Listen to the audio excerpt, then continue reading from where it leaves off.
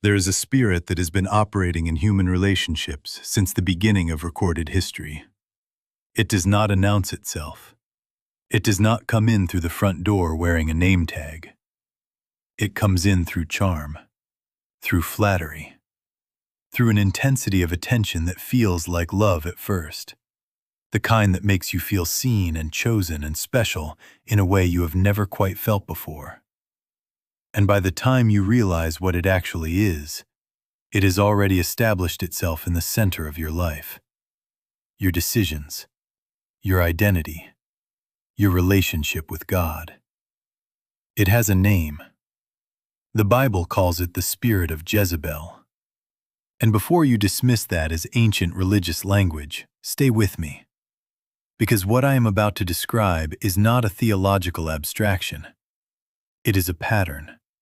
A specific, recognizable pattern of behavior that has appeared in homes and churches and workplaces and marriages and friendships across every generation and every culture. And once you see it, you cannot unsee it. Jezebel was a Phoenician princess who married Ahab, the king of Israel. From the moment she entered Israel, she began a systematic campaign to reshape everything around her in her own image. She promoted her own gods. She hunted and killed the prophets of God. She controlled the national narrative. But what makes Jezebel relevant to your modern life is not the scale of her operation. It is the method. She did not win through force alone. She won through control, through manipulation, through the systematic dismantling of the authority and identity of every person who stood in her way. Her husband Ahab was the king of Israel, the most powerful man in the country. But the Bible consistently shows Ahab consulting Jezebel, being directed by Jezebel, doing what Jezebel told him even when he knew it was wrong. The king was the figurehead. Jezebel was the power. The spirit of Jezebel operates through any person, male or female, who uses a specific set of tools to control, manipulate, and spiritually dominate the people around them. The first tool is charm and seduction. The Jezebel spirit is extraordinarily charming at the beginning. It knows what you need to hear. It reads you accurately and speaks directly to your deepest insecurities and longings. It makes you feel uniquely understood, specially chosen. Like this person sees something in you that nobody else has ever seen. This initial intensity feels like love, like destiny, like finally being known. It is the hook. The second tool is control disguised as care. Once the hook is set, the control begins. But it never announces itself as control. It presents as concern, as protection, as love. Why are you spending time with those people? I'm just worried about the influence they have on you.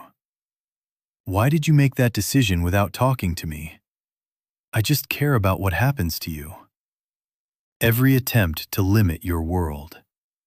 Every effort to make you dependent. Every subtle undermining of the other relationships in your life. All of it wrapped in the language of care. The third tool is prophetic manipulation. This is where the Jezebel spirit becomes most dangerous in Christian communities. It claims special insight, special access to God, special revelation about you. I feel like God is telling me that you need to, and whatever follows always serves the Jezebel spirit's own agenda. I had a dream about you and God showed me, and what follows positions this person as the essential interpreter of your spiritual life. It makes itself the mediator between you and God. And once it has established that position, once you are looking to this person for spiritual direction rather than God directly, it has access to everything. The fourth tool is false accusation. When Jezebel encountered Naboth, a man whose vineyard Ahab wanted, she did not negotiate. She had him falsely accused. She arranged false witnesses. She had him killed and handed his vineyard to Ahab. The Jezebel spirit does the same thing in modern relationships. When confronted or resisted, the false accusation becomes the weapon. You are rebellious. You are spiritually dangerous. You are the problem in every relationship. The accusations are almost always the exact opposite of what is true, because the Jezebel spirit projects its own behavior onto its victims. It accuses others of exactly what it itself is doing. And this is the spirit that drove Elijah into the wilderness to sit under a tree and ask God to let him die. Not armies, not force. One woman's words. Because the Jezebel spirit does not need an army. It just needs a voice and an audience. I want to go deeper into what the Jezebel spirit actually does to the people it targets. The first thing it does, it isolates you. Slowly, strategically, almost imperceptibly. It creates distance between you and the people who know you best. Your oldest friends who might challenge what they see happening. Your family members who have historical perspective on who you are. Your pastor or mentor who might speak truth into the situation. Sometimes directly, subtly poisoning your perception of other relationships. Did you notice how she spoke to you? I just think he is a bad influence on you. Your family has never really supported you the way I do. Sometimes indirectly, simply occupying so much of your time and emotional energy that other relationships naturally starve and wither. By the time the isolation is complete, the only voice you are regularly hearing is the Jezebel spirit's voice, carefully positioned as the most trustworthy voice in your life. The second thing it does, it dismantles your identity. The Jezebel spirit is extraordinarily skilled at identifying your core insecurities and feeding them slowly. You are too sensitive. You always overreact. You are not as gifted as you think. Your discernment is off. You cannot trust your own judgment. You need me because you tend to get things wrong on your own. Each individual statement seems small, constructive even, coming from someone presenting as loving and invested in your well-being. But the accumulated effect over years is devastating. You stop trusting yourself. You stop trusting your own perception of reality, your own sense of what is right and wrong, your own ability to make decisions, your own direct relationship with God. You become completely dependent on the Jezebel spirit for your sense of what is real and what is true. Psychologists call this gaslighting. The Bible had a name for it 4,000 years earlier. It called it Jezebel. The third thing it does, it silences the prophetic in you. Jezebel hunted and killed the prophets of God, silencing the voices that spoke truth. The Spirit does the same thing in your life today. Not literally, but spiritually. Whatever God placed in you, whatever calling gift, dream, or contribution, the Jezebel spirit works systematically to silence it. Through self-doubt, through shame, through convincing you that you are not qualified or ready or clean enough to step into what God has for you. Because a person walking fully in their God-given identity and authority is the one thing the Jezebel spirit cannot control. So it keeps you small, keeps you doubting, keeps you looking to it for permission, rather than stepping forward in the confidence of your own relationship with God. Now let me talk about something most teachings on this topic completely miss: the Ahab spirit. Because Jezebel did not operate in isolation. She needed someone to operate through. Ahab, the passive, abdicating king who handed his authority to her repeatedly, was that person. The Ahab spirit is not malicious. It is passive. It is the person who knows something is wrong, but says nothing. Who sees the manipulation, but does not confront it because confrontation feels too costly. Who has authority in their home or church or relationship, but consistently fails to exercise it because exercising it creates conflict. Jezebel cannot operate where there is strong, clear, healthy authority. She thrives in the vacuum that Ahab creates.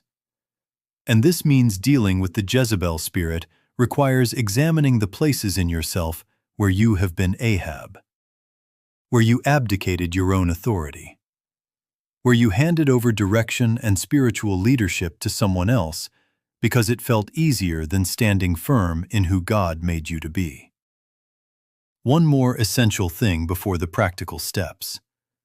Not every controlling person is operating in the Jezebel spirit. Not every manipulative dynamic carries this specific spiritual weight. Some people are controlling because of fear, because of trauma, because they grew up in environments where control felt like the only safety. Those people need compassion and professional support, not a spiritual label applied from a distance. The Jezebel spirit is characterized by a specific combination: the use of spiritual language to manipulate, the deliberate targeting of prophetic voices and divine authority, the systematic isolation and identity dismantling of its targets, the false accusation as a weapon of retaliation, and a complete absence of genuine accountability or repentance when confronted. When all of those elements are present, consistently, over time, that is a different category of relationship. And it requires a different category of response. Now I want to give you the most honest, practical guidance about what to actually do. The first thing, get grounded in your own identity before anything else. The Jezebel spirit is most effective against people who are uncertain of who they are, whose sense of identity and worth is shaky enough that an outside voice can easily replace the internal one. The most powerful thing you can do before any confrontation or boundary or distancing is to get deeply rooted in who God says you are. Not who this person says you are. Not who the accusations say you are. Not who the shame and self-doubt this spirit has cultivated in you says you are. Who God says you are. You are known. You are called. You are equipped. You are not disqualified by your failures. You are not defined by someone else's narrative about you. Get that settled deeply before you do anything else. Because the Jezebel spirit has no power over a person who knows exactly who they are in God. The second thing, break the isolation. Deliberately and intentionally reconnect with the people the Jezebel spirit worked to separate you from. Your oldest friends, your family, your pastor. People who knew you before this dynamic entered your life and can speak to who you actually are. This will feel uncomfortable. You may have said things about these people, things the Jezebel spirit planted in your mouth that damaged those relationships. Go anyway. Humble yourself. Acknowledge what happened.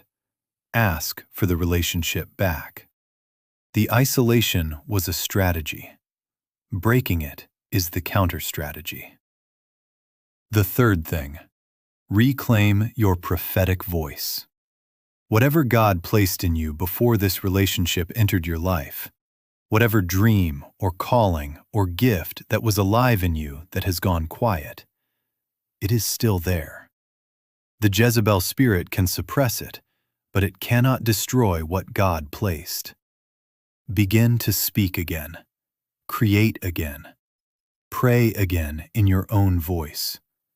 Write down what God has said to you directly, not through this person. Reconnect with what God showed you about your life before this voice came in and began to rewrite the narrative. Your prophetic voice was targeted because it was a threat. That means it is valuable. Reclaim it.